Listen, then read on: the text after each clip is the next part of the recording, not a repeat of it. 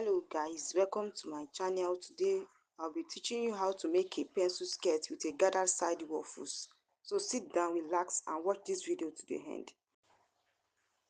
You'll be needing up to 3 yards of Ankara depending on the size of the person that is going to wear the skirt.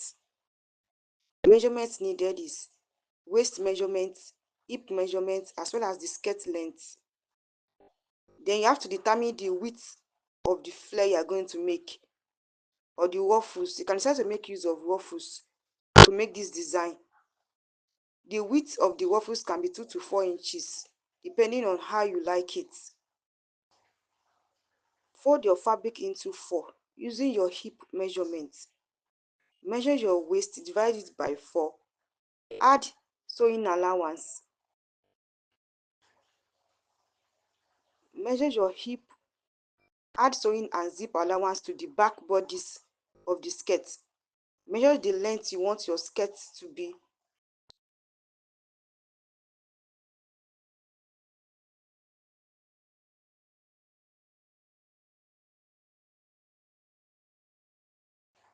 Connect to hemline as shown. Connect the lines together. You will achieve something like this.